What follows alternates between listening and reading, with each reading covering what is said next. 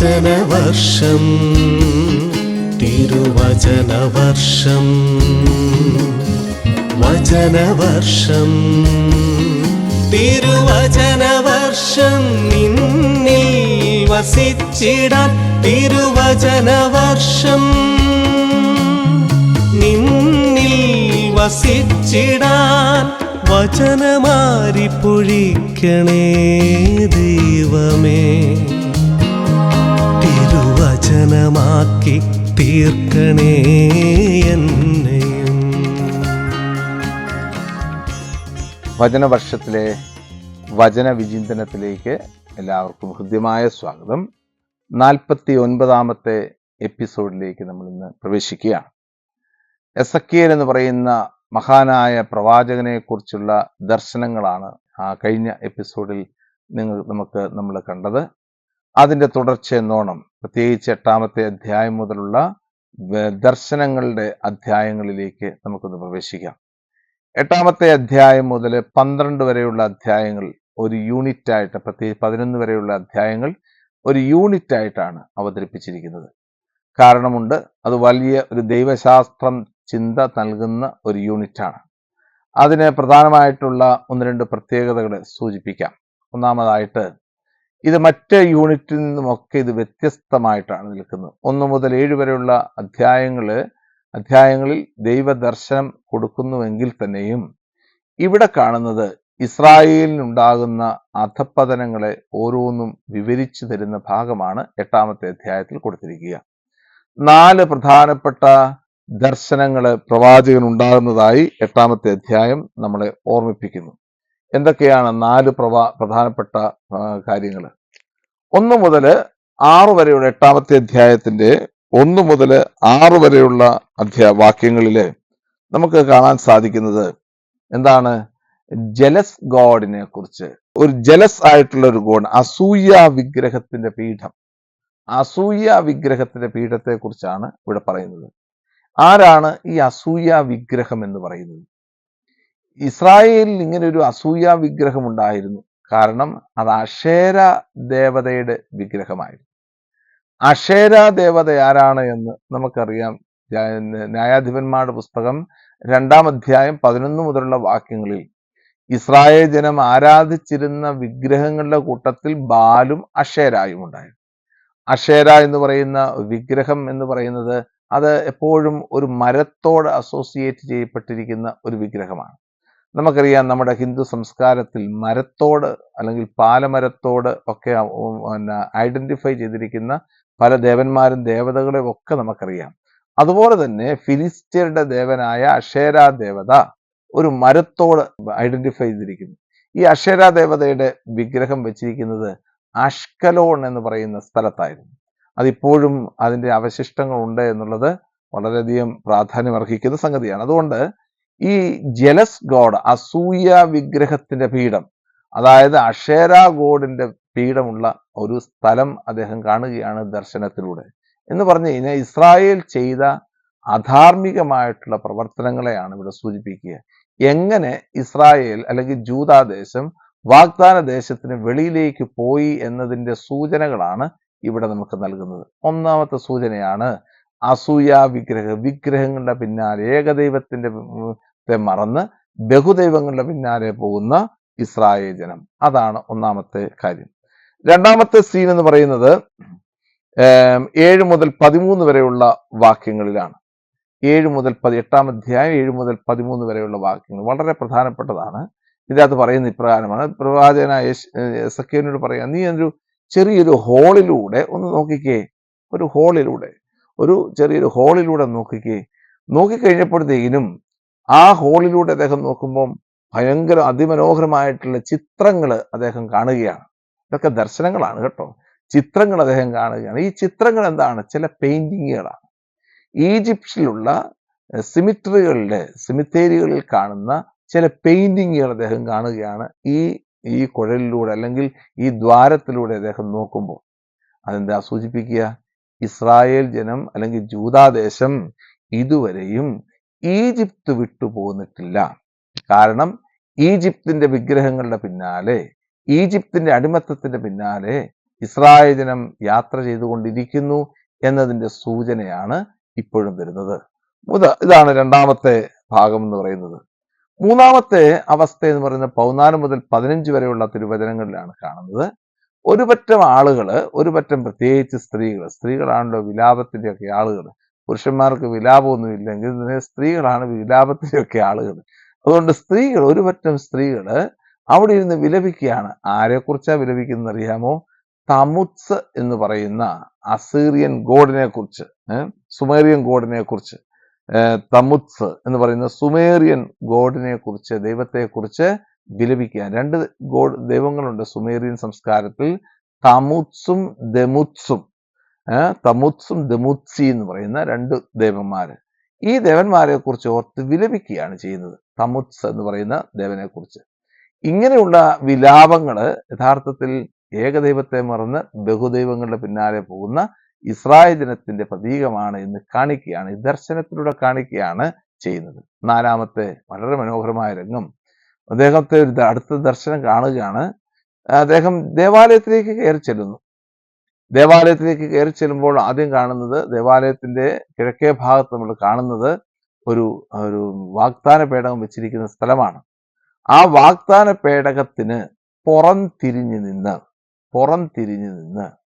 25 പുരുഷന്മാര് എതിരെ കടന്നു വരുന്ന സൂര്യദേവനെ നോക്കി ആരാധിക്കുന്നു.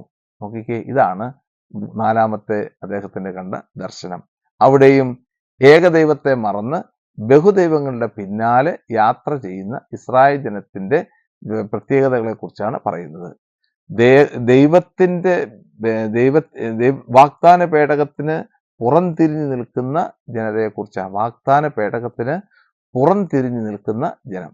നമ്മുടെയൊക്കെ ദേവാലയങ്ങളിലൊക്കെ കുർബാനയുടെ മധ്യേ നമ്മുടെ യുവാക്കന്മാരും അതുപോലെ തന്നെ നമ്മുടെ ചില ചേട്ടന്മാരും ഒക്കെ പുറംതിരിഞ്ഞു നിൽക്കുന്ന രംഗങ്ങളൊക്കെ നമ്മൾ പലപ്പോഴും കാണാറുണ്ട്. അതുപോലെ തന്നെ നമ്മൾ വളരെയധികം ഹൈന്ദവ സംസ്കാരത്തിൽ അങ്ങനെ കാണത്തില്ല. ദേവന്റെ ഹൈന്ദവ സംസ്കാരം പോലും ദേവന്റെ പുറംതിരിഞ്ഞുകൊണ്ട് യാത്ര ചെയ്യത്തില്ല. അവർ പുറകോട്ട് നടന്നാണ് ചെയ്യുന്നത്. നമുക്ക് അങ്ങനെയൊന്നും ഇല്ല. വിരിയിട്ട് കഴിഞ്ഞാൽ പിന്നെ അതൊരു ദേവാലയം വേറൊരു സ്ഥലമായിട്ട് മാറുന്ന രംഗങ്ങളൊക്കെയാണ് നമ്മൾ കാണുന്നത്.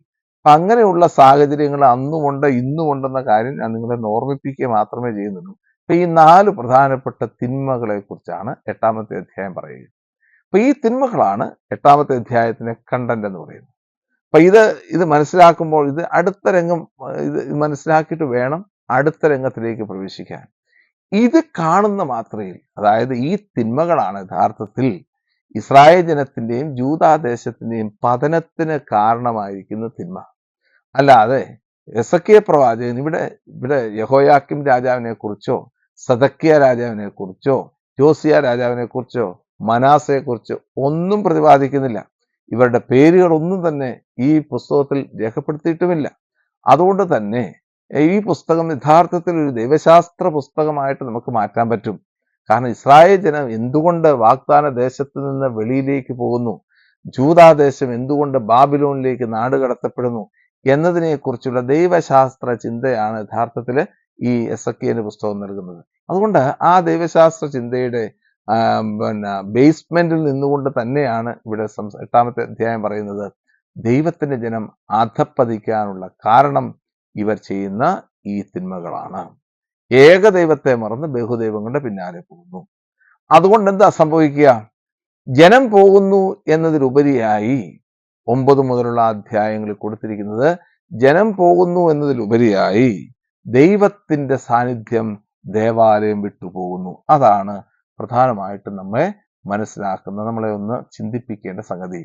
ദൈവത്തിന്റെ ആലയത്തിന് ദൈവത്തിന്റെ ജനം ദൈവത്തിന്റെ മഹത്വം ദേവാലയം വിട്ടുപോയിരിക്കുന്നു.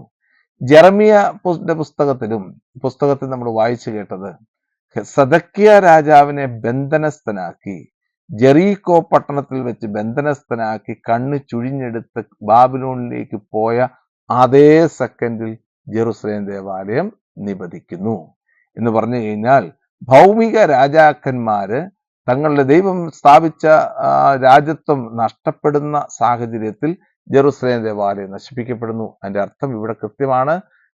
ഭൗമിക നേതാക്കന്മാർ തങ്ങളുടെ ഉത്തരവാദിത്വം നിർവഹിക്കാത്ത സാഹചര്യത്തിൽ ദേവാലയത്തിൽ നിന്ന് യഥാർത്ഥ രാജാവായ ദൈവം പോലും ഇറങ്ങിപ്പോവുകയാണ് ചെയ്യുന്നത്. അവിടെയാണ് കംപ്ലീറ്റ് ഡിസ്ട്രക്ഷൻ നടക്കുക. ജെറുസലേം ദേവാലയം കംപ്ലീറ്റ് ആയിട്ട് ഡിസ്ട്രോയ് ചെയ്യപ്പെടുന്നത്. ബാബിലോണിലേക്ക് ഇസ്രായേൽക്കാർ പോകുന്നതിന്റെ അർത്ഥം ദൈവത്തിന്റെ മഹത്വം അവിടെ നിന്ന് പോകുന്നു. എങ്ങോട്ടാണ്, എങ്ങനെയൊക്കെയാണ് പോകുന്നത് എന്നുള്ളത് അടുത്ത ഭാഗത്ത് നമുക്ക് പറയാൻ പറ്റും. 9-ാമത്തെ അധ്യായത്തിലെ നമ്മൾ വായിച്ചു കേൾക്കുന്ന ഒരു തിരുവചന ഭാഗമാണ്.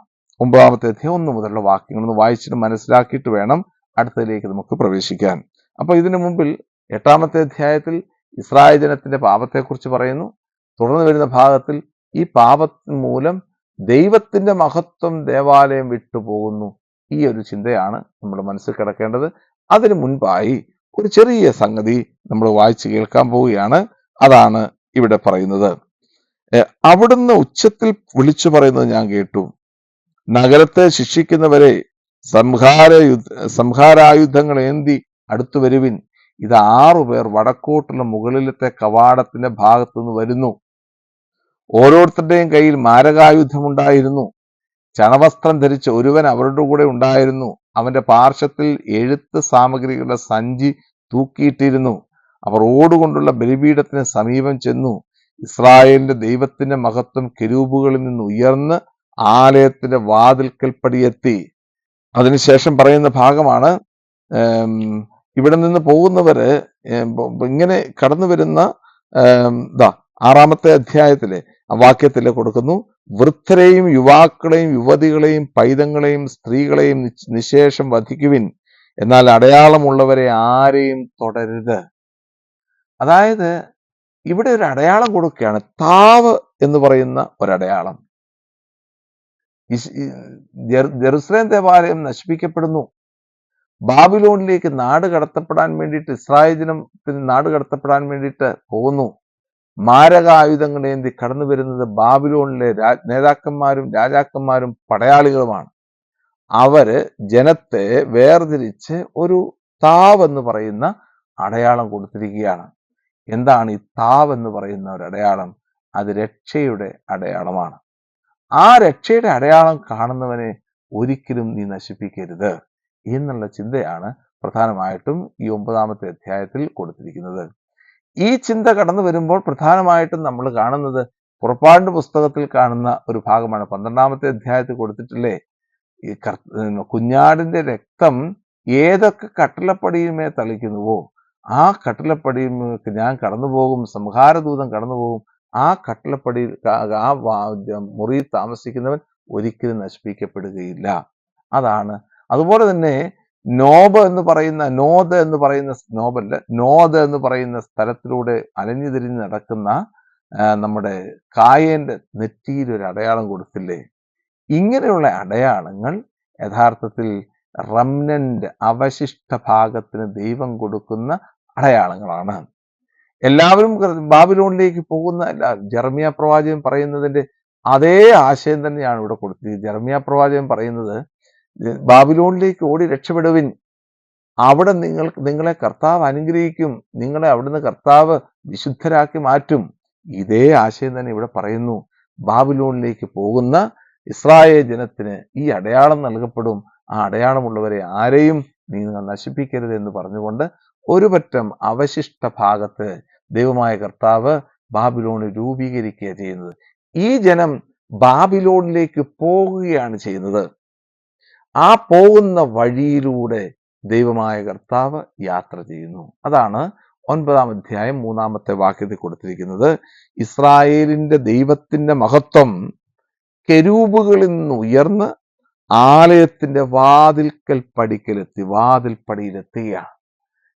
ദൈവത്തിന്റെ മഹത്വം ഉയർന്ന് കെരൂബുകളിൽ നിന്ന് ഉയർന്ന് വാതിൽപ്പടിയിലെത്തി. ഇനി കെരൂബുകൾക്കൊന്നും ആവശ്യമില്ല, വാതിൽപ്പടിയിൽ എത്തി നിൽക്കുക ദൈവത്തിന്റെ മഹത്വം. കാരണം നോക്കുമ്പോൾ ഇതാ ഇസ്രായേൽ ജനം താവെന്ന് പറയുന്ന ആ അടയാളം സ്വീകരിച്ച് ബാബിലോണിലേക്ക് യാത്ര ചെയ്യാൻ വേണ്ടിയിട്ട് ഒരുങ്ങിക്കൊണ്ടിരിക്കുന്നു. 10-ാം അധ്യായം 3-ാമത്തെ വാക്യത്തിലും ഇതുപോലെ തന്നെ കാണുന്നു. അവൻ ഉള്ളിൽ കിടന്നപ്പോൾ കെരൂബുകൾ ആലയത്തിന്റെ തെക്കുഭാഗത്ത് നിൽക്കുകയായിരുന്നു. അകത്തളത്തിൽ ഒരു മേഘം നിറഞ്ഞു നിന്നു. കർത്താവിന്റെ മഹത്വം കെരൂബുകളിൽ നിന്ന് ഉയർന്ന് ആലയത്തിന്റെ പടിവാതിൽക്കൽ പോയി. ആലയം മുഴുവൻ മേഘത്താൽ നിറഞ്ഞു. അങ്കണമാകെ കർത്താവിന്റെ മഹത്വത്തിന്റെ ശോഭയാൽ പൂരിതമായി. സർവശക്തനായ ദൈവം സംസാരിക്കുമ്പോഴുള്ള സ്വരം പോലെ കെരൂബുകളുടെ ചിറകടി ശബ്ദം പുറത്തെ അങ്കണം വരെ കേൾക്കാമായിരുന്നു. നോക്കിക്കേ, ഇവിടെയും ജനം പോകുന്ന അതേ ദിക്കിലേക്ക് ദൈവത്തിന്റെ മഹത്വം പോയിക്കൊണ്ടിരിക്കും. കെരൂബുകളുടെ സാന്നിധ്യം, കെരൂബുകളുടെ ചിറകടി ശബ്ദം പോലെ പുറത്തെ അങ്കണം വരെ കേൾക്കാമായിരുന്നു. കെരൂബുകൾ കൊണ്ട് നിറഞ്ഞിരിക്കുന്നു. വാഗ്ദാന ദേശത്തെ ദൈവമായ കർത്താവ് കെരൂബുകൾ കെരൂബുകൾ നിർത്തി അതിനെ സംരക്ഷിച്ചു. അതേ സംരക്ഷണമാണ് വാഗ്ദാന പേടകത്തിന് മുമ്പിൽ ദൈവം കൊടുത്തിരിക്കുന്നത്. അതേ സംരക്ഷണത്തിന്റെ തണലിലാണ് ഈ ജനം, ഇസ്രായേൽ ജനം, യൂദാദേശത്തുള്ള ജനം ബാബിലോണിലേക്ക് നാടുകടത്തപ്പെടുന്നത്. ദൈവം ഇവരുടെ കൂടെ നിന്ന് ഇവരെ സംരക്ഷിക്കുന്ന രംഗമാണ് യഥാർത്ഥത്തില് എസെക്കിയേൽ പുസ്തകം 10ാമത്തെ അധ്യായത്തിൽ കൊടുത്തിരിക്കുക. അതിനുശേഷമാണ് വീണ്ടും 11ാം അധ്യായം 23ാമത്തെ വാക്യത്തിലും ഇതേ അനുഭവം ഉണ്ടാകുന്നു. കെരൂബുകൾ ചിറകുകൾ ഉയർത്തി, ചക്രങ്ങളും അവയുടെ വശങ്ങളിൽ ഉയർന്നു. ഇസ്രായേലിന്റെ ദൈവത്തിന്റെ മഹത്വം അവയുടെ മീതെ നിലകൊണ്ടു. കർത്താവിന്റെ മഹത്വം നഗരമധ്യത്തിൽ നിന്ന് ഉയർന്ന് നഗരത്തിന് കിഴക്കുള്ള മലമുകളിൽ ചെന്നു. അതായത് ഒലിവ് മലയുടെ മുകളിൽ ദൈവത്തിന്റെ മഹത്വം നിൽക്കുന്നു. ഒലിവ് മലയുടെ മുകളിൽ ദൈവത്തിന്റെ മഹത്വം നിൽക്കുന്നു. അവിടെ നിന്ന് താഴോട്ട് പോകുമ്പോഴാണ് ഇസ്രായേൽ ജനം ജെറുസലേം എന്ന് പറയുന്ന കുന്നിൽ നിന്ന് ഒലിവ് മലയെന്ന കുന്നിലൂടെ കടന്ന് താഴേക്ക് പോവുകയാണ്. ബാബിലോൺ പ്രവാസകാലത്തേക്ക് പോകുന്നു.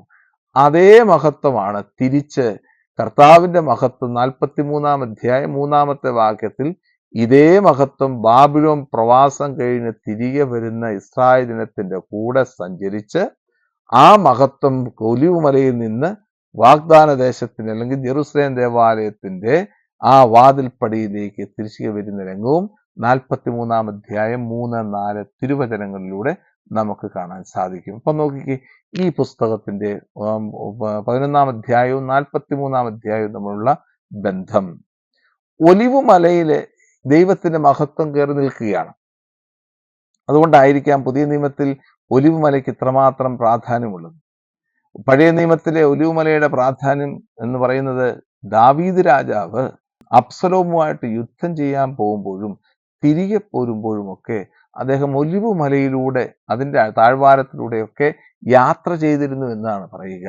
കാരണം ഒലിവ് മല എന്ന് പറയുന്നത്, ആ റൂട്ട് എന്ന് പറയുന്നത് ബഥനി, ഇപ്പോഴത്തെ റൂട്ടാണെങ്കിൽ പറഞ്ഞു കഴിഞ്ഞാൽ ഒലിവ് മലയിൽ നിന്ന് താഴേക്ക് ഇറങ്ങിക്കഴിഞ്ഞാൽ ബഥനിയിൽ നിന്ന് താഴേക്ക് ഇറങ്ങിക്കഴിഞ്ഞാൽ വലിയ റോഡാണ്, ഗലീലയിലേക്ക് പോകുന്ന റോഡ്. അവിടെ നിന്ന് വേണമെങ്കിൽ ഗലീലയിലേക്ക് പോകാം, ജോർദാനിലേക്കൊക്കെ പോകുന്ന റോഡാണുള്ളത്. അതൊന്ന് വേണമെങ്കിൽ ബാബിലോണിലേക്ക് നാടുകടത്തപ്പെടാനുള്ള സാധ്യതകളുള്ള ഒരു സ്ഥലമാണ്. അപ്പൊ ഇങ്ങനെയുള്ള ചിന്തകളാണ് ജിയോഗ്രഫിക്കലായിട്ടുള്ളത്. പുതിയ നിയമത്തിലെ ഒരു ഭാഗം എടുത്ത് നോക്കിക്കഴിഞ്ഞാൽ ഈശോ എവിടെ വെച്ചാണ് സ്വർഗത്തിലേക്ക് എടുക്കപ്പെടുന്നത്? അവരെ ഒലിവ് മലയിൽ കൊണ്ടുപോയി, ബഥാനിയ വരെ കൂടെ കൊണ്ടുപോയി. അതിനുശേഷം കർത്താവ് ഉന്നതങ്ങളിലേക്ക് പോയി. എന്നിട്ട് എന്ത് പറഞ്ഞു? ഉന്നതങ്ങളിലേക്ക് പോയിക്കൊണ്ടിരുന്ന കർത്താവിനെ നോക്കി നിന്ന അപ്പസ്തോലന്മാരോട് മാലാഖ പറയുകയാണ്, നിങ്ങൾ എന്ത് കാണാനാ മുകളിലേക്ക് നോക്കിക്കൊണ്ടിരിക്കുന്നത്? മുകളിലേക്ക് പോയ കർത്താവ് അതുപോലെ തന്നെ തിരിച്ചു വരും എന്നുള്ള വിശ്വാസമാണ് പുതിയ നിയമത്തിന്റെ കണ്ടന്റ് എന്ന് പറയുക.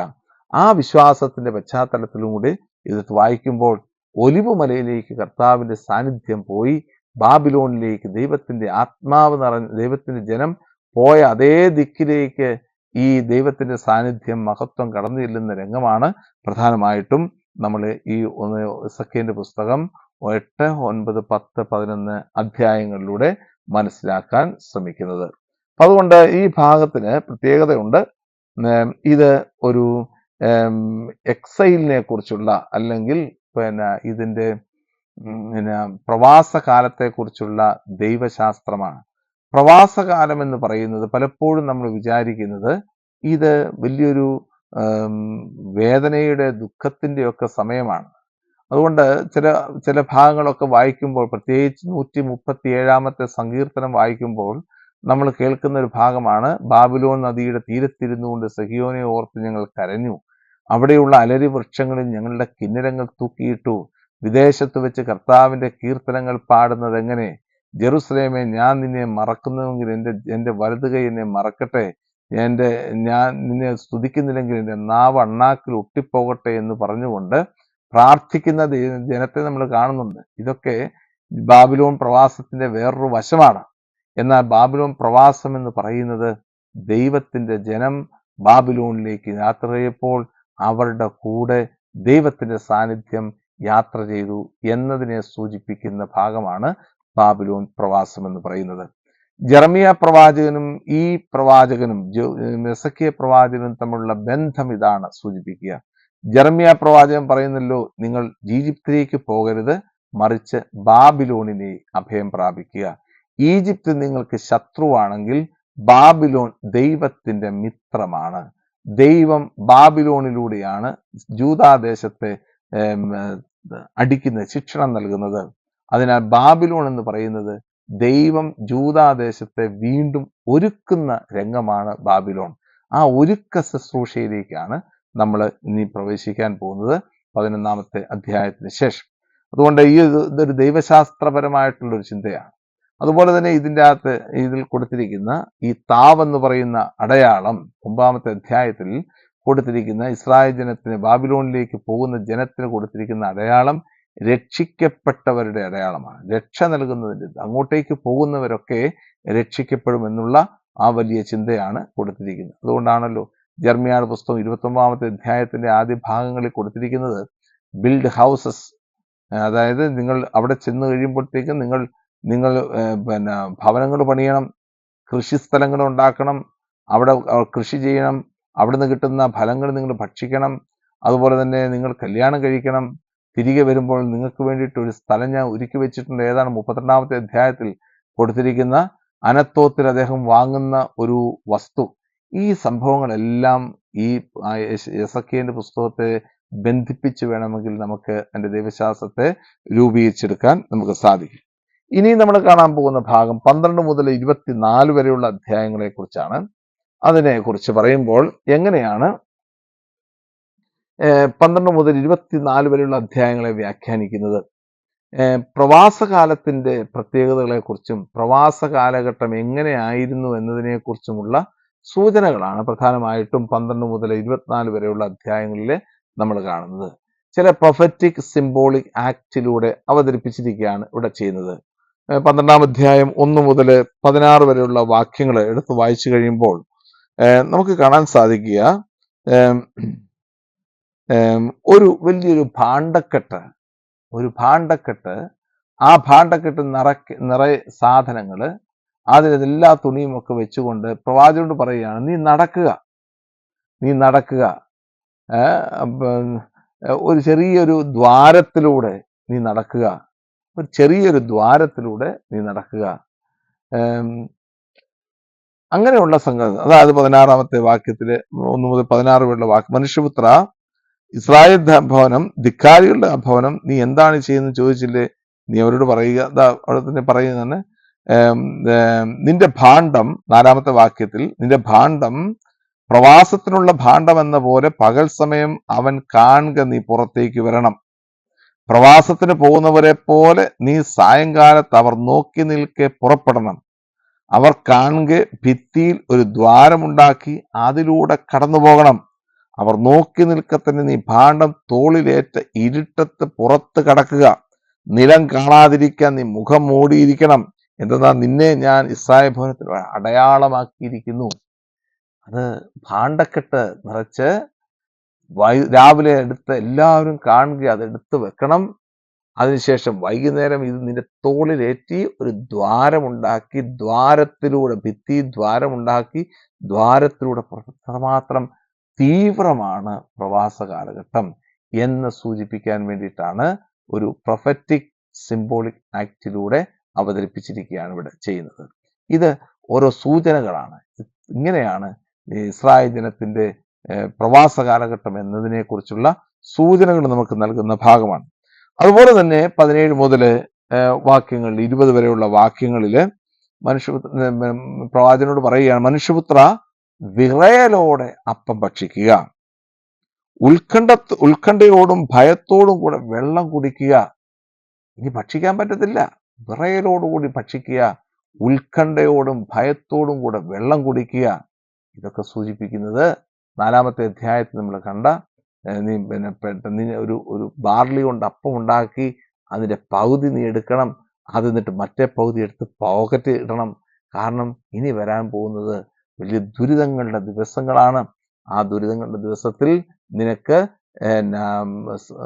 ഭക്ഷണം നീ കരുതി വെക്കണം. ഇവിടെയോ നീ ദുരിതങ്ങളുടെ ദിവസങ്ങളിലേക്ക് പ്രവേശിക്കുന്നു എന്ന് അറിയിക്കാൻ വേണ്ടി നീ വളരെ ട്രംബ്ലിംഗ് ആയിട്ട് ഭയത്തോടും വിറയലോടും കൂടി ഭക്ഷണം കഴിക്കുകയും വെള്ളം കുടിക്കുകയും ചെയ്യണം എന്ന് പറയുകയാണ് ഇവിടെ ചെയ്യുന്നത്. എന്നിട്ട് ഇവിടെ എല്ലാം സൂചിപ്പിക്കുന്നത് ഇസ്രായേൽ ജനം നഷ്ടപ്പെടാൻ പോവുകയാണ്. ജൂദാദേശം നാശത്തിലേക്ക് പോകാൻ പോവുകയാണ്. ആ നാശത്തേക്ക് പോകുന്ന ഭാഗത്തെക്കുറിച്ചാണ് 12-ാം അധ്യായത്തിൽ സൂചിപ്പിക്കുക. മറ്റേടത്ത് നമ്മൾ കണ്ടു, നാശത്തിൽ പോയാൽ പോലും ഇസ്രായേൽ ജനത്തിന് ഒരു പ്രഭാതം വരും. ആ പ്രഭാതത്തിൽ ദൈവജനം മുഴുവനും തിരികെ വാഗ്ദാന ദേശത്തേക്ക് വരുന്ന രംഗങ്ങളൊക്കെ നമ്മൾ കണ്ടു കഴിഞ്ഞു. ഇനി 13-ാം അധ്യായത്തിലും 14-ാം അധ്യായത്തിലും ഒക്കെ ഇവിടെ കാണുന്നത് ഈ വിഗ്രഹാരാധനയ്ക്കെതിരെയും അതുപോലെ തന്നെ വ്യാജ പ്രവാചകന്മാർക്കെതിരെയുമുള്ള പ്രവാചകന്റെ അതിശക്തമായിട്ടുള്ള താക്കീതാണ്. നമുക്കറിയാം വ്യാജ പ്രവാചകന്മാരെ കുറിച്ചൊക്കെ ജെറമിയ പ്രവാചകൻ പറഞ്ഞു, ഹെക്കാൽ ഹെക്കാൽ ഹെക്കാൽ ഹെമ്മ. അതായത് ഇവിടെ ദൈവത്തിന്റെ നഗരം, ദൈവത്തിന്റെ ഭവനം എന്നൊക്കെ നമ്മൾ പറയും. പക്ഷേ അത് ഭവനമല്ലാതായിട്ട് മാറാൻ പോവുകയാണ്. ഷലോം ഷലോം ഷലോം എന്നൊക്കെ പറയും, സമാധാനം സമാധാനം സമാധാനം എന്നൊക്കെ പറയും. പക്ഷേ സമാധാനം ഇല്ലാത്ത ഒരവസ്ഥ. അതേ കാര്യങ്ങൾ വീണ്ടും ഇവിടെ ആവർത്തിക്കുകയാണ് പ്രവാചകൻ ഈ ഒരു പുസ്തകത്തിലൂടെ ചെയ്യുന്നത്, 13, 14 അധ്യായങ്ങളിലൂടെ ചെയ്യുന്നത്. ഇനി 15-ാമത്തെ അധ്യായം മുതൽ ഇസ്രായേൽ ജനത്തെ ചില പ്രതീകങ്ങളിലൂടെ അവതരിപ്പിക്കുകയാണ് ചെയ്യുന്നത്. എന്തൊക്കെയാണ് ഇസ്രായേലിന്റെ പ്രതീകമായിട്ട് വന്നിരിക്കുന്നത്? ഇസ്രായേൽ എന്തിൻ്റെയൊക്കെ പ്രതീകമാണ്? 15-ാമത്തെ അധ്യായത്തിൽ ഒരു മുന്തിരിച്ചെടിയോട് ഉപമിക്കുകയാണ് ഇസ്രായേലിനെ. യെശയ്യായുടെ പുസ്തകത്തിന്റെ 5-ാമത്തെ അധ്യായത്തിൽ നമ്മൾ കണ്ടതാണ്, ഇസ്രായേൽ ഭവനമേ നീ ഇസ്രായേൽ ഭവനത്തിലുള്ള അതിയായ സ്നേഹത്തെ അപേക്ഷിച്ച് ഞാനൊരു മുന്തിരിത്തോട്ടത്തെ കുറിച്ചുള്ള എൻ്റെ സ്നേഹത്തെ പ്രകടിപ്പിച്ചുകൊണ്ട് ഞാനൊരു കീർത്തനം ആരംഭിക്കട്ടെ. എൻ്റെ പ്രിയന് വേണ്ടി ഞാനൊരു മുന്തിരിത്തോട്ടം നട്ടുപിടിപ്പിച്ചു, അതിന് ചുറ്റും വേലി കെട്ടി, അത് വെള്ളമൊഴിച്ചു, വളമിട്ടു, അത് മുന്തിരിച്ചക്ക സ്ഥാപിച്ചു. അത് നന്നായിട്ട് മുന്തിരിഫലം കിട്ടുമെന്ന് ഞാൻ വിചാരിച്ചു. പക്ഷെ അത് കാട്ടുമുന്തിരിപ്പഴമാണ് നൽകിയത്. അല്ലയോ ഭവനമേ, നീയാണ് ഇസ്രായേലാണ് ഞാൻ സ്ഥാപിച്ച മുന്തിരിത്തോട്ടം, നീ എനിക്ക് കാട്ടുപഴങ്ങൾ നൽകിയല്ലോ എന്ന് പറഞ്ഞുകൊണ്ട് വിലപിക്കുന്ന പ്രവാചകനായ യെശയ്യായ 5-ാമത്തെ അധ്യായത്തിൽ കാണുന്നെങ്കിൽ 15-ാമത്തെ അധ്യായത്തിൽ കരിഞ്ഞ മുന്തിരിത്തണ്ടിനോട് ഈ ഇസ്രായേൽ ജനത്തെ ഉപമിക്കുകയാണ് ചെയ്യുന്നത്. മുന്തിരിത്തണ്ട് കരിഞ്ഞിരിക്കുന്നു. മനുഷ്യപുത്ര, മുന്തിരിത്തണ്ടിന് മറ്റു വൃക്ഷങ്ങളെക്കാൾ എന്തു മേന്മ, അതിന്റെ ശാഖകൾക്ക് വനത്തിലെ വൃക്ഷങ്ങളുടെ ശാഖകളെക്കാൾ എന്ത് ശ്രേഷ്ഠത. എന്തെങ്കിലും നിർമ്മിക്കാൻ അതിന്റെ തടി ഉപയോഗിക്കാറുണ്ടോ? പാത്രം തൂക്കിയിടാനുള്ള കൊളുത്ത് അതിൽ നിന്ന് എടുക്കാറുണ്ടോ?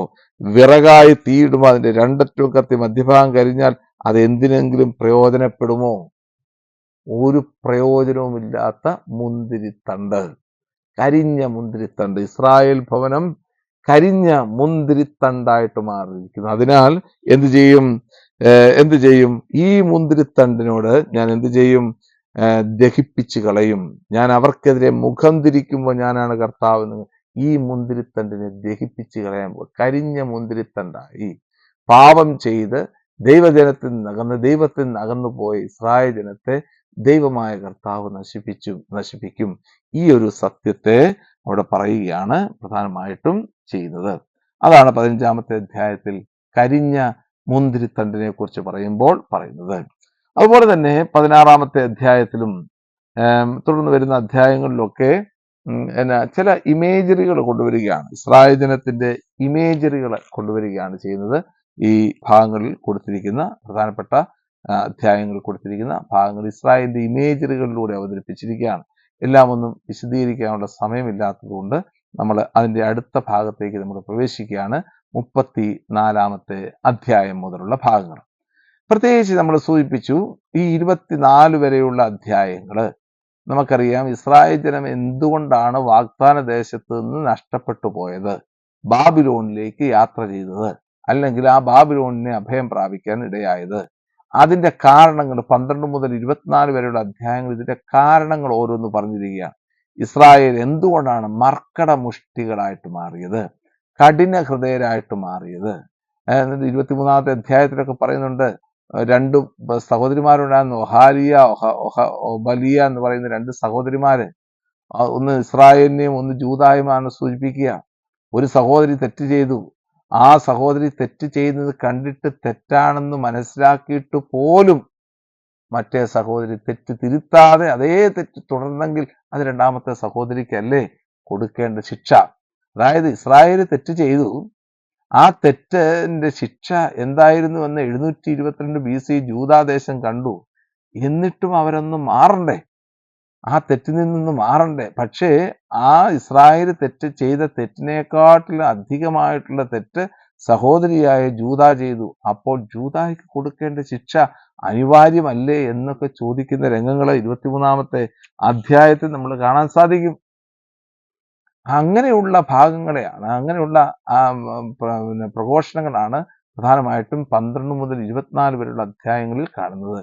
അതിന് മുമ്പുള്ള ഭാഗങ്ങളെ കുറിച്ച് ഞാൻ നിങ്ങളോട് സൂചിപ്പിച്ചു. എങ്ങനെയാണ് ദൈവമായ കർത്താവ് വാഗ്ദാന ദേശത്ത് നിന്ന് പോകുന്ന ഇസ്രായേൽ ജനത്തെ സംരക്ഷിക്കുന്നത്.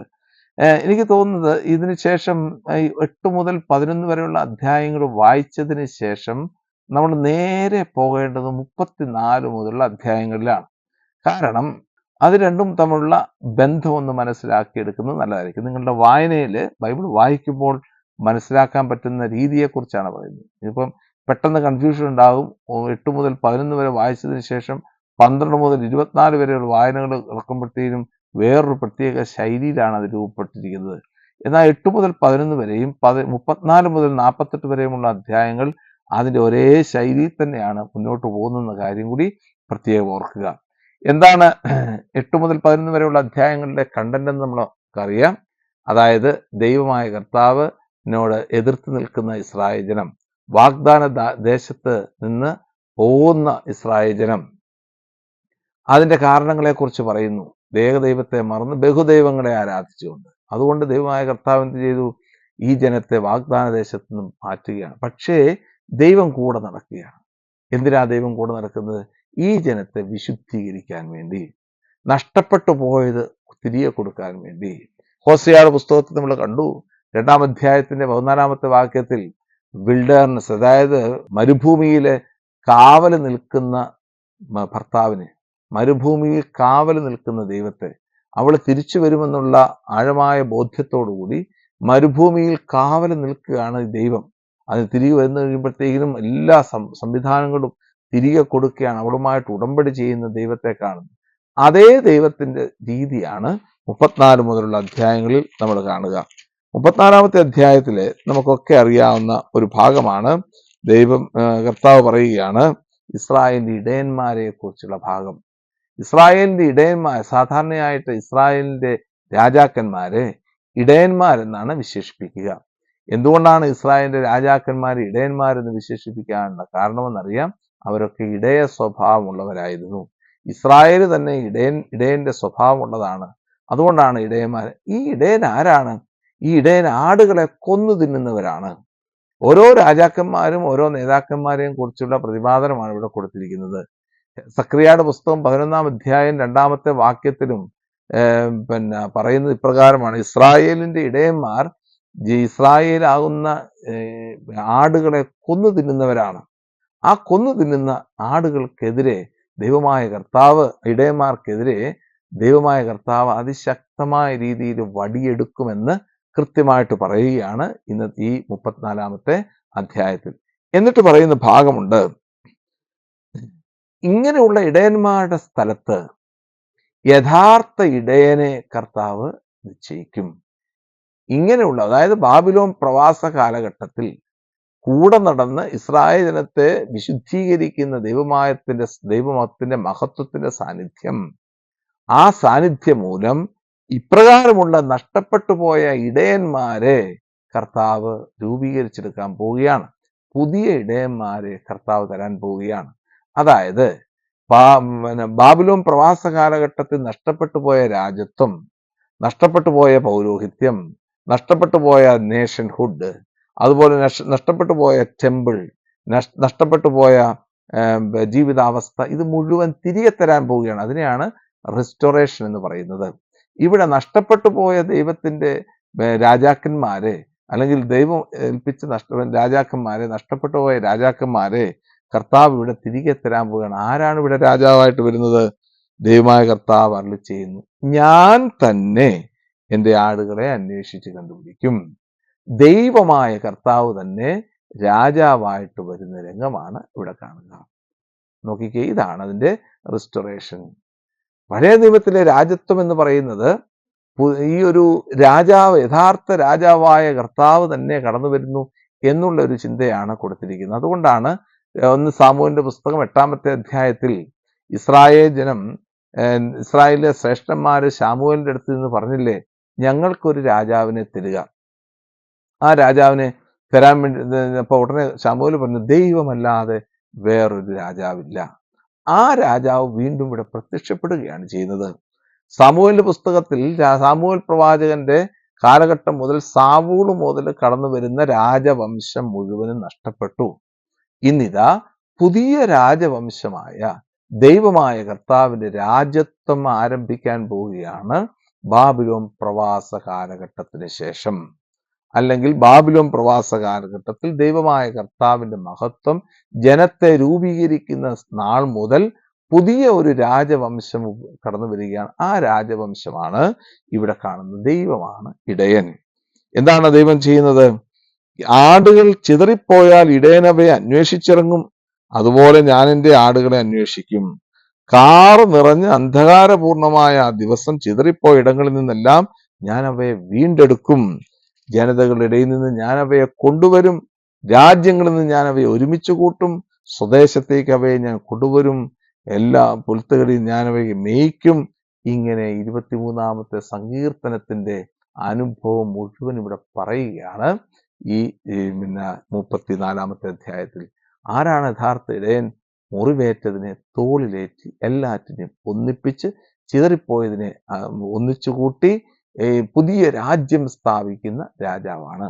ആ രാജാവ് ദാവീദിന്റെ ഗോത്രത്തിൽ നിന്നാണ് കടന്നു വരാൻ പോകുന്നത്. ആ രാജാവ് ദാവീദിന്റെ ഗോത്രത്തിൽ നിന്ന് കടന്നു വരുന്ന മിശിഹ എന്ന് പറയുന്ന രാജാവാണ്. ആ രാജാവിനെ കുറിച്ചുള്ള സൂചനയാണ് എസെക്കിയേലിന്റെ പുസ്തകം 34-ാമത്തെ അധ്യായം നമുക്ക് നൽകുന്ന ഏറ്റവും വലിയ പാഠമായിട്ട് നിൽക്കുക. അതുകൊണ്ട് റിസ്റ്റോറേഷൻ പ്രോസസ്സിന്റെ 1-ാമത്തെ ഭാഗം റിസ്റ്റോറേഷൻ ഓഫ് ദ കിങ്ഷിപ്പ് ആണ്. രാജ്യത്വം പുനഃസ്ഥാപിച്ചെടുക്കുകയാണ് ചെയ്യുന്നത്. ദൈവത്തിന്റെ രാജ്യത്വം പുനഃസ്ഥാപിച്ചെടുക്കുന്നു. നഷ്ടപ്പെട്ടു പോയ രാജ്യത്വം പുനഃസ്ഥാപിച്ചെടുക്കുന്നു. 2-ാമത്തെ restoration of the nation. Restoration of the nation എന്താണ്? ഒരു രാജ്യത്തെ പുനഃസ്ഥാപിച്ചെടുക്കുന്നത്. രാജ്യത്തെ പുനഃസ്ഥാപിച്ചെടുക്കുന്നതിന് പല അനുഭവം 35-ഉം 36-ഉം അധ്യായങ്ങളാണ് പ്രധാനമായിട്ടും ഈ രാജ്യത്തിന്റെ പുനഃസ്ഥാപനത്തെ കുറിച്ച് പറയുമ്പോൾ ഉള്ളത്. പ്രത്യേകിച്ച് ഇസ്രായേൽ ജനത്തിന്റെ പുനഃസ്ഥാപനമാണ് യഥാർത്ഥത്തിൽ ഈ പുസ്തകം കൊണ്ട്, അല്ലെങ്കിൽ വിശുദ്ധ ഗ്രന്ഥത്തിലെ പ്രധാനപ്പെട്ട ദൈവശാസ്ത്രമായിട്ട് നിൽക്കുക. ഇസ്രായേൽ ജനത്തിന്റെ പുനഃസ്ഥാപനം, റിസ്റ്റോറേഷൻ ഓഫ് ദ നേഷൻ എന്ന് പറയുന്ന, അല്ലെങ്കിൽ ലാൻഡ് എന്ന് പറയുന്ന കൺസെപ്റ്റ്. കാരണം പ്രോമിസ്ഡ് ലാൻഡിനെ റിസ്റ്റോർ ചെയ്യുക, അതാണ് ബൈബിളിന്റെ പ്രധാനപ്പെട്ട കേന്ദ്രബിന്ദു എന്ന് പറയുക. ഇപ്പോൾ ഉൽപ്പത്തി പുസ്തകത്തിൽ നഷ്ടപ്പെട്ടു പോയ പ്രോമിസ്ഡ് ലാൻഡ്, വാഗ്ദാന ദേശത്തെ പുനഃസ്ഥാപിച്ചെടുക്കുന്ന ഒരു അനുഭവമാണ് യഥാർത്ഥത്തിൽ ഈ ബൈബിളിന്റെ അവസാന ഭാഗത്തേക്ക് വരുമ്പോഴത്തേക്കും നമ്മൾ കാണുന്നത്. ആ പുനഃസ്ഥാപനത്തെ കുറിച്ച് എങ്ങനെയാണ് ഇത് പുനഃസ്ഥാപിക്കുന്നത്? നഷ്ടപ്പെട്ടു പോയതിനെ തിരികെ കൊണ്ടുവരുന്ന ദൈവം. അവിടെ നഷ്ടപ്പെട്ടു പോയ, ഇപ്പം 36-ാമത്തെ അധ്യായം ഏദോമിന് കൊടുക്കുന്ന ശിക്ഷ, ഏദോമിന് കൊടുക്കുന്ന ശിക്ഷ കാണുന്നു. ഇസ്രായേലിന് പുതിയ ജീവൻ കൊടുക്കുന്നു. അങ്ങനെ ഇസ്രായേൽ ജനത്തിനിടയിൽ ദൈവത്തിന്റെ സാന്നിധ്യത്തെ വിളിച്ചു വരുത്തുന്നു. ഇതാണ് പ്രധാനമായിട്ടും നമ്മളിവിടെ കാണുന്നത്. എന്തിനാണ് ഏദോമിന് കർത്താവ് ശിക്ഷ കൊടുക്കുന്നതിലൂടെ പുനഃസ്ഥാപനം, ലാൻഡ് ഈസ് റിന്യൂഡ് അല്ലെങ്കിൽ റിസ്റ്റോർഡ് എന്ന് പറയാൻ കാരണം, ഏദോം എന്ന് പറയുന്നതിന് നമുക്കറിയാം, ഏദോംകാര് ചെയ്ത അനീതിയെക്കുറിച്ച് ഓബദ്യായുടെ പുസ്തകത്തിൽ പറഞ്ഞിരിക്കുന്ന കാര്യം നമ്മൾ കണ്ടു കഴിഞ്ഞു. ഏതും സദക്യ രാജാവിനോട് പറഞ്ഞു, ദാ നോക്കി ചൂണ്ടിക്കാണിച്ചുകൊണ്ട് പറഞ്ഞു, ബാബിലോൺ രാജാവിനോട് പറയുകയാണ്, ദാ പോകുന്നു ഇസ്രായേലിന്റെ രാജാവ് എന്ന് പറഞ്ഞ് ചൂണ്ടിക്കാണിച്ചു കൊടുത്ത് ഇസ്രായേലിനെ ഒറ്റിക്കൊടുത്ത, ജൂദാദേശത്തെ ഒറ്റിക്കൊടുത്ത ഏദോം വംശത്തിന് ശിക്ഷ കിട്ടുന്നതിലൂടെ ആ ഏദോമ്യരെ വിശുദ്ധീകരിച്ച് ആ ഏദോമ്യരും കർത്താവിന്റെ മഹത്വം മനസ്സിലാക്കി തിരികെ വരുന്ന, വാഗ്ദാന ദേശത്തേക്ക് തിരികെ വരുന്ന ഒരു അനുഭവം. അതാണ് യഥാർത്ഥത്തിൽ ഒരു ലാൻഡിന്റെ അല്ലെങ്കിൽ ഒരു ദേശത്തിന്റെ, പ്രോമിസ്ഡ് ലാൻഡിന്റെ റിസ്റ്റോറേഷൻ എന്ന് പറയുക. ഉൽപ്പത്തി പുസ്തകത്തിന്റെ 2-ാമത്തെ അധ്യായത്തിൽ ഏദൻ തോട്ടം എന്ന് പറയുന്നത് എല്ലാ ദേശങ്ങളെയും കംപ്രൈസ് ചെയ്തുകൊണ്ടുള്ള, ഉൾപ്പെടുത്തിയിട്ടുള്ള ഒരു ദേശമായിരുന്നു. അതുകൊണ്ടാണ് 4 കൈവഴികളിലായിട്ട് പോകുന്നത്. ഈജിപ്ത് ദേശത്തെ ഉൾക്കൊള്ളുന്നുണ്ട്, ഇന്ത്യ വരെയുള്ള സിന്ധു നദിയെ ഉൾക്കൊള്ളുന്നുണ്ട്, അതുപോലെ തന്നെ ഗംഗാ നദിയെ ഉൾക്കൊള്ളുന്നുണ്ട്, അതുപോലെ തന്നെ ഇങ്ങനെയുള്ള എല്ലാ ദേശങ്ങളെയും ഉൾക്കൊള്ളുന്ന ഒരു അനുഭവം, ആരെയും മാറ്റി നിർത്താത്ത ഒരു അനുഭവം. അതാണ് യഥാർത്ഥത്തിലെ പ്രോമിസ്ഡ് ലാൻഡ്. ആ പ്രോമിസ്ഡ് ലാൻഡിന്റെ കൺസെപ്റ്റിലേക്കാണ് ഇവിടെ കടന്നു വരുന്നത്. അതുകൊണ്ടാണ് ഇവിടെ ഏദോമിനെ രക്ഷിക്കുന്നത് ഒരു ഒരു ഒരു തീമായിട്ട് അവതരിപ്പിച്ചുകൊണ്ട് വിശുദ്ധ ഗ്രന്ഥകാരൻ നമ്മളെ മുമ്പിൽ അവതരിപ്പിക്കുന്നു. അതുപോലെ തന്നെ ദൈവത്തിന്റെ ഈ രാജ്യത്തെ, ലാൻഡിനെ റിസ്റ്റോർ ചെയ്യുന്നത് മറ്റൊരു രീതിയിലുണ്ട്. 38-39 അധ്യായങ്ങളിൽ കാണുന്ന ഏറ്റവും മനോഹരമായിട്ടുള്ള ഒരു സംഭവമാണ്. എസെക്കിയേലിന്റെ പുസ്തകം 38-39 അധ്യായങ്ങളിൽ കാണുന്ന ഒരു സംഭവമാണ്. മഗോഗ് എന്ന് പറയുന്ന, അല്ലെങ്കിൽ ഗോഗിൽ നിന്ന് മഗോഗിനെ വിളിച്ചു വരുത്തി ഇസ്രായേലിനെ നശിപ്പിക്കുന്നതും, അവസാനം ഇസ്രായേലിനെ നശിപ്പിക്കുന്ന ഈ മഗോഗിനെ ദൈവമായ കർത്താവ് ശിക്ഷിക്കുന്നതുമൊക്കെ രംഗങ്ങൾ. എന്താണ് അത് സൂചിപ്പിക്കുക? നമുക്കറിയാം, യെശയ്യായുടെ പുസ്തകം 10-ാമത്തെ അധ്യായം നമ്മൾ പഠിച്ചപ്പോൾ നമ്മൾ കണ്ടതാണ്, അസീറിയ രാജാക്കന്മാർക്കെതിരെ ദൈവമായ കർത്താവ് കൊടുക്കുന്ന വലിയൊരു ശിക്ഷ. ആ ശിക്ഷ എന്തായിരുന്നു എന്ന് ഞാൻ നിങ്ങളോട് സൂചിപ്പിച്ചു. പ്രത്യേകിച്ച് പാപം ചെയ്ത് ഇസ്രായേൽ ജനത്തെ ശിക്ഷണം കൊടുക്കാൻ വേണ്ടി ദൈവമായ കർത്താവ് ഏർപ്പെടുത്തിയ വ്യക്തികളായിരുന്നു അസീറിയക്കാർ. എന്നാൽ അസീറിയക്കാരെ ശിക്ഷണം കൊടുക്കുന്നതിന് പകരം അവരുടെ ഓണേഴ്സായിട്ട് മാറി അവരെ ശിക്ഷിച്ച് ഒരു പരുവാക്കി, അങ്ങനെ അവർക്കെതിരെ ദൈവമായ കർത്താവ് സംസാരിക്കുന്നതാണ്. ഇതുപോലെ തന്നെ ഇസ്രായേലിന്റെ ശിക്ഷ കണ്ടിട്ട്, പാപം കണ്ടിട്ട് ദൈവമായ കർത്താവ് മഗോഗ് ദേശത്ത് നിന്ന് മഗോഗ് ദേശത്തെ ഗോഗിനെതിരെ കർത്താവ് സംസാരിക്കുക, ഗോഗിനെ കൊണ്ടുവരികയാണ്. ഗോഗിനെ ഇസ്രായേലിനെ ശിക്ഷിക്കാൻ വേണ്ടിയിട്ട് കൊണ്ടുവരുന്നു. അങ്ങനെ ഇസ്രായേൽ ജനത്തെ ശിക്ഷിക്കുന്ന ഗോഗിനെ വീണ്ടും 39-ാമത്തെ അധ്യായത്തിൽ ദൈവമായ കർത്താവ് ശിക്ഷിക്കുന്നു. കാരണം അത്രമാത്രം ശിക്ഷ കൂടിപ്പോയി. മഗോഗിനെ ശിക്ഷിക്കുന്നത് നമ്മുടെ സാധാരണ ഭാഷയിൽ പറഞ്ഞാൽ കാലും കൈയും തല്ലി ഒടിക്കാൻ വേണ്ടിയിട്ട് കൊട്ടേഷൻ സംഘത്തെ ഏൽപ്പിച്ചു കഴിഞ്ഞ് വന്നാൽ കൊട്ടേഷൻകാർ എന്ത് ചെയ്തു? അതിന് പകരമായിട്ട് അവരെ അങ്ങ് നശിപ്പിച്ചു കളഞ്ഞാൽ കൊട്ടേഷൻകാർക്കെതിരെ പരാതി പോകുന്നത് പോലെ തന്നെയാണ് ഇത് നടക്കുന്നത്. അപ്പൊ ഇസ്രായേലിനെ നശിപ്പിക്കുന്ന ശക്തികൾക്കെതിരെ ദൈവമായ കർത്താവ് ശക്തമായ രീതിയിൽ ഇടപെട്ടുകൊണ്ട് ആ ലാൻഡിനെ, അല്ലെങ്കിൽ ദേശത്തെ പുനർജീവിപ്പിക്കുകയും റിസ്റ്റോർ ചെയ്യുകയും ചെയ്യുന്ന രംഗമാണ് നമ്മൾ കാണുക. മൂന്നാമതായിട്ട്, ദൈവത്തിന്റെ വിശുദ്ധ നാമത്തെ അശുദ്ധമാക്കിയതിനെ റിസ്റ്റോർ ചെയ്യുന്നു. ദൈവത്തിന്റെ വിശുദ്ധ നാമത്തെ അശുദ്ധമാക്കിയതിനെ റിസ്റ്റോർ ചെയ്യുന്നു എന്ന് പറഞ്ഞു കഴിഞ്ഞാൽ, നമുക്കറിയാം, ആമോസിന്റെ പുസ്തകം 2-ാം അധ്യായത്തിന്റെ 7-ാമത്തെ വാക്യത്തിൽ നമ്മൾ കണ്ടു, ദരിദ്രന്റെ തല പൂഴിയിലിട്ട് ചവിട്ടി അരയ്ക്കുന്നു, ഒരു ജോഡി ചെരുപ്പിന് വേണ്ടി സാധുക്കളെ വിൽക്കുന്നു, ഒരു അപ്പനും മകനും ഒരേ സ്ത്രീയെ പ്രാപിച്ച് കർത്താവിന്റെ വിശുദ്ധ നാമത്തെ അശുദ്ധമാക്കുന്നു. അങ്ങനെയുള്ള സാഹചര്യങ്ങൾ നമ്മുടെ ഇസ്രായേലിന്റെ ജീവിതത്തിൽ കടന്നു വന്നിട്ടുണ്ട്. ദൈവത്തിന്റെ നാമത്തെ അശുദ്ധമാക്കിയ സാഹചര്യങ്ങൾ കടന്നു വന്നിട്ടുണ്ട്. അതിനെ റിസ്റ്റോർ ചെയ്യുക, ദൈവത്തിന്റെ നാമത്തെ വിശുദ്ധീകരിക്കുക, അതിനെയാണ് നമ്മളിവിടെ കാണുന്നത്. അത് പ്രധാനമായിട്ടും എങ്ങനെയാണ് അത് വിശുദ്ധീകരിക്കപ്പെടുന്നത് എന്ന് 36-ാമത്തെ അധ്യായത്തിന്റെ 22 മുതലുള്ള തിരുവചനങ്ങൾ വായിക്കുമ്പോൾ നിങ്ങൾക്ക് മനസ്സിലാക്കാൻ പറ്റും എങ്ങനെയാണ് വിശുദ്ധീകരിക്കുന്നത്. ദൈവത്തിന്റെ വിശുദ്ധ നാമത്തെ അശുദ്ധമാക്കിയ ആ സാഹചര്യത്തിൽ നിന്ന് ഈ ദൈവത്തിന്റെ വിശുദ്ധ നാമത്തെ വിശുദ്ധീകരിക്കേണ്ടത് ഓരോ വ്യക്തിയുടെയും വിശുദ്ധീകരണം മൂലമാണ്. ഓരോ വ്യക്തിയും വിശുദ്ധീകരിക്കപ്പെടുന്നതിലൂടെയാണ് ദൈവത്തിന്റെ വിശുദ്ധ നാമത്തെ വിശുദ്ധീകരിക്കുന്നത് എന്ന് 36-ാം അധ്യായം 22 മുതലുള്ള വാക്യങ്ങൾ പറയുന്നുണ്ട്. എങ്ങനെയാണ് വിശുദ്ധീകരിക്കപ്പെടുന്നത് എന്ന് 24-ാമത്തെ വാക്യത്തിൽ പറയുന്നു. ജനതകളുടെ ഇടയിൽ നിന്നും സകല ദേശങ്ങളിൽ നിന്നും ഒരുമിച്ച് കൂട്ടി സ്വദേശത്തേക്ക് ഞാൻ നിങ്ങളെ കൊണ്ടുവരും. ഞാൻ നിങ്ങളുടെ മേൽ ശുദ്ധജലം തളിക്കും. നിങ്ങളുടെ എല്ലാ മാലിന്യങ്ങളിൽ നിന്നും നിങ്ങൾ ശുദ്ധീകരിക്കപ്പെടും. സകല വിഗ്രഹങ്ങളിൽ നിന്നും നിങ്ങളെ ഞാൻ നിർമ്മലരാക്കും. ഒരു പുതിയ ഹൃദയം നിങ്ങൾക്ക് ഞാൻ നൽകും. പുതു ചൈതന്യം നിങ്ങൾ നിക്ഷേപിക്കും. നിങ്ങളുടെ ശരീരത്തിൽ നിന്ന് ശിലാഹൃദയം എടുത്തു മാറ്റി മാംസളമായ ഹൃദയം നൽകി നിങ്ങളെ വിശുദ്ധീകരിക്കും. ഈ വിശുദ്ധീകരണത്തിലൂടെ ദൈവത്തിന്റെ വിശുദ്ധ നാമത്തെ വിശുദ്ധീകരിക്കപ്പെടുന്ന രംഗമാണ് നമ്മളിവിടെ കാണുന്നത്. ഇതാണ് 3-ാമത്തെ രംഗം എന്ന് പറയുന്നത്. Restoration of the nation, restoration of the holy name of God. ഈ ഒരു ചിന്തയാണ് പ്രധാനമായിട്ടുള്ളത്. ഇനി വരുന്ന ഭാഗങ്ങളൊക്കെ അടുത്ത ഒരു എപ്പിസോഡിൽ നൽകിക്കൊണ്ട് ലാസ്റ്റ് എപ്പിസോഡായിട്ട് നമുക്കതിനെ മാറ്റാം. ദൈവം നമ്മളെ അനുഗ്രഹിക്കട്ടെ. ദൈവത്തിന് സ്തുതി ഉണ്ടായിരിക്കട്ടെ. ആമേൻ.